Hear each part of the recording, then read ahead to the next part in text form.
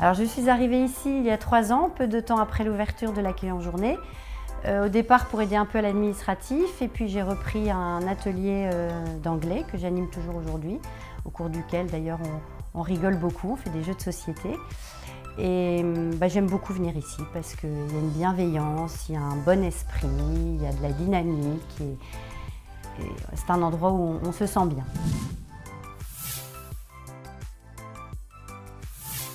Alors l'association vient en aide aux personnes qui sont en troubles psychiques, qui souffrent de troubles psychiques et d'isolement social.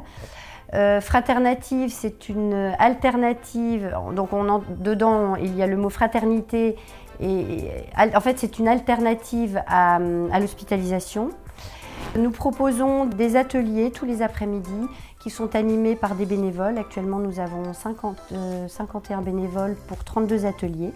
Qui sont des ateliers il y a de la réflexologie, du yoga, de la peinture, des ateliers de terre, de cuisine, d'informatique, enfin et j'en passe. Il y a également 2 sorties par mois qui sont organisées le dimanche, donc toujours par les bénévoles. Et nous avons actuellement à peu près 100 participants qui viennent ici régulièrement. Des personnes qui viennent depuis l'ouverture de l'accueil en journée, d'autres qui viennent plus récemment. Et en parallèle, nous avons également un projet d'hébergement. Donc l'association a acheté une maison qui se trouve pas très loin de l'accueil en journée et dans lequel nous aménageons 10 studios avec un espace collectif en bas. Le but, c'est de recréer une maison de famille dans laquelle les habitants, les résidents se sentiront un peu comme à la maison, c'est un peu l'esprit, sous la supervision d'une maîtresse de maison qui vivra sur place. D'abord mon amie Caroline qui m'a fait découvrir cette super association et par là même la maladie psychique qui est beaucoup trop stigmatisée encore à l'heure actuelle. Ensuite, je voulais remercier tous les bénévoles qui viennent régulièrement, toujours avec entrain, avec le sourire et qui nous consacrent pas mal de temps. Et pour terminer, je voulais remercier de tout cœur tous les participants pour leur accueil chaleureux qu'ils me réservent à chaque fois que je viens ici, pour leur courage, leur humilité, et ils m'apportent énormément.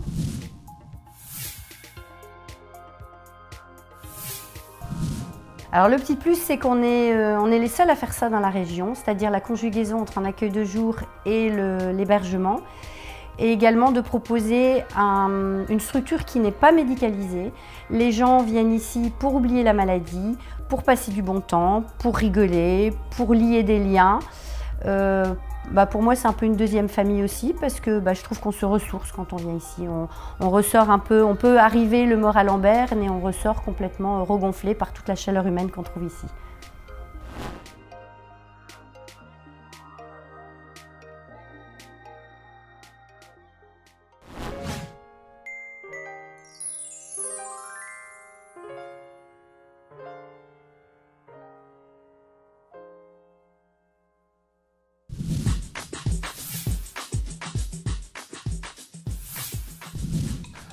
Mon parcours de mon association, je me trouvais dans cette association par hasard. Les dirigeants de club ISIT, les anciens, sont venus me voir et m'ont demandé est-ce que je peux prendre ce club-là. J'ai refusé au début et ils m'ont dit si vous voulez prendre ce club-là, on va faire une dissolution, on va arrêter ce club. Il m'a dit malheureusement pour les petits, les enfants de ton coin qui vont se trouver dehors, c'est malheureux pour eux. Et ça m'a travaillé dans la tête, j'ai dit il ne faut pas que les enfants payent pour ça. Et j'ai décidé de prendre ce club et changer tout le système de ce club-là et remettre tout à zéro et redémarrer. On fait un bon départ pour ce club-là.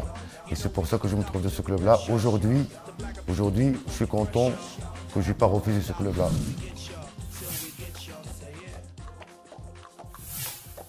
Le principe de l'association, c'est d'aider les enfants qui se trouvent dans des quartiers difficiles. Et notre objectif, c'est l'éducation par le foot. Parce que le foot, c'est un levier. Mais l'éducation, c'est le principal pour nous. Et on éduque l'enfant sur le terrain et on a un coordinateur qui fait le travail entre l'association et l'école. Il y a un suivi au niveau de la discipline, au niveau de l'école, au niveau de l'association et même au niveau des parents. Et ce qui nous touche beaucoup, c'est que les parents ils nous aident de ce côté-là. Parce que les parents ils viennent nous voir et nous disent « Mon fils, il a fait ça, il n'était pas discipliné, il ne s'entraîne pas aujourd'hui ». Et ça joue sur le moral de l'enfant.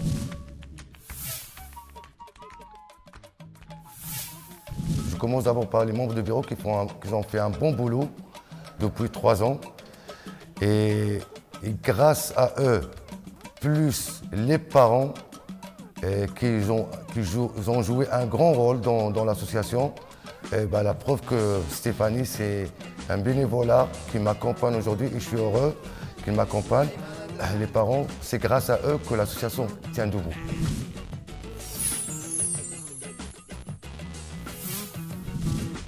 Le petit plus dans l'association chez nous, c'est la transparence et le sérieux.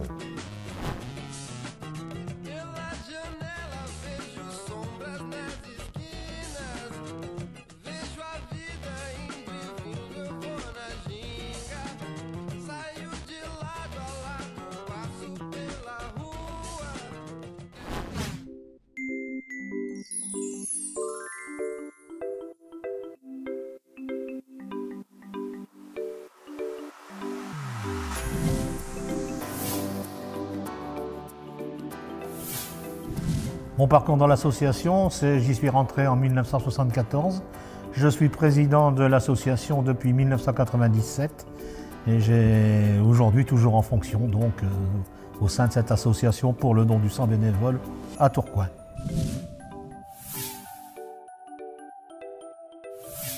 Alors, le principe de l'association, son but, c'est de promouvoir le don du sang à Tourcoing et d'avoir un esprit de convivialité. Malheureusement, aujourd'hui, nous sommes dans un monde qui a changé un peu depuis les années où j'y suis.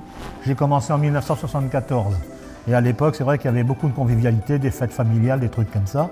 Aujourd'hui, malheureusement, on est devant des consommateurs et on n'apporte plus. Notre but principal, nous, maintenant, aujourd'hui, c'est de fournir des donneurs de sang à l'établissement français du sang, qui est responsable des collectes, pour pouvoir sauver et garantir qu'il y a toujours du sang disponible. Pour arriver à avoir ces donneurs de sang, nous participons à des manifestations locales, telles que Tourcoing-Plage, telles que le marché de Noël solidaire.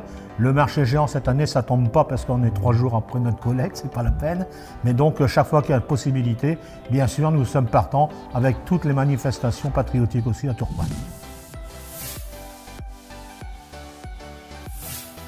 Alors, premièrement, les remerciements, c'est à tous les donneurs qui viennent participer à nos collectes.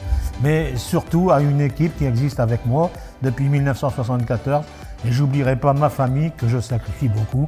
Mon épouse est avec moi dans le groupement, mes enfants me suivent également. Donc c'est presque une affaire familiale, mais je dois les remercier.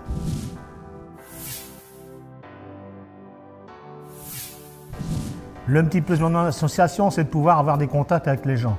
Notre devise à nous, c'est une devise qui est importante, c'est d'abord bénévolat, volontariat, non-profit. Et moi, j'y ai ajouté ni race, ni religion, ni frontières, ni politique. Ce qui permet d'avoir un public vraiment général, quelle que soit la race, quelle que soit la religion.